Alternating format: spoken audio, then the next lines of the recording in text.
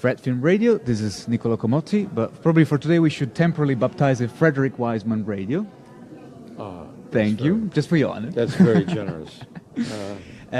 You're here with your latest brilliant film that I had the pleasure to watch, Ex Libris. I was actually thinking while watching the film, what could have been, what could have been the Ex Libris kind of motto to put on the, inside the cover of the book. And maybe I was thinking, the manner with which we make things describes us, which comes a bit at the end. Yeah, what do you think? Did you like the pick or something else? Yeah. Well, it describes us certainly in part. The talk at the end of the film is, in a sense, summarizes some of the themes of the film. And the themes, that's also something that I've always wanted to ask, well, probably for all your films, but the process with which you kind of create the thread of themes, through your films.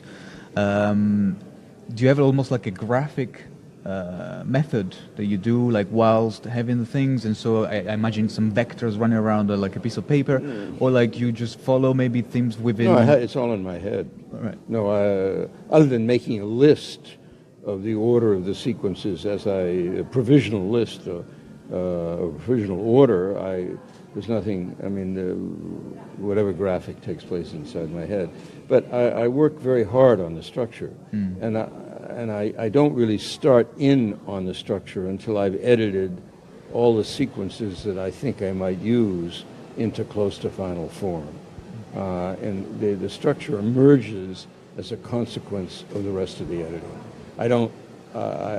I can't do structure in the abstract. I have to do structure as a process of trial and error.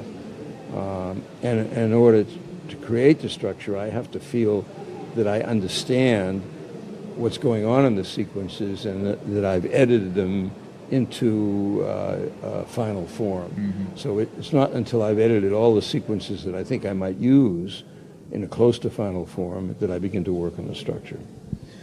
And perhaps, talking also about the structure, you have, as you said, some recurring themes and leitmotif. And another one, maybe because also was kind of touching me directly as a European, was that little sentence pronounced by one of the in one of the panels in the New York Public Library, that it says, "We feed the wolves and we starve the shepherds." Which I found we feed the wolves and we starve the shepherds. I think it was one of the, like in the first part of the film, about like European colonialism as well and the effect of European colonialism. Yeah, right. But I found it like an incredible, we're talking about a Europe Public Library, we're talking about knowledge, human knowledge as well. And I found that a brilliant way to actually put what is going in today's way of making information, of creating information, that we actually feeding wolves and not really, we starving the shepherds. There was always this sort of like weird parallelism in your mind as well when you were creating this patchwork of themes and descriptions of New York, or? No, sure. Well, I think any film, but it's true of any film, but I'm very conscious of the fact when I'm editing the film of the relationship between the literal and the abstract. Because there's the literal aspect, who says what to whom, what's the content of the talk, but then there's the abstract aspect, what's being suggested by the talk or by the nature of the encounters. And the real film is where the literal and the abstract meet. And there are always these two paths that are parallel but joined. All in all as well, like throughout the film, I had this kind of sensation of there was something tangible in what the New York Public Library represents, something like material, and I almost like gathered as if it was just the human side of it, the information and knowledge that always goes through the filter of humanity, as opposed, for example, in internet's way of information, which is always through algorithms or like a sort of very cold establishment of things that relate to each other. I don't know if it's something like it was a sort of eulogy of like New York Public, as something that is still very old and like innate. Well, I hope it's not a eulogy, because a eulogy suggests that it's dead. That is true.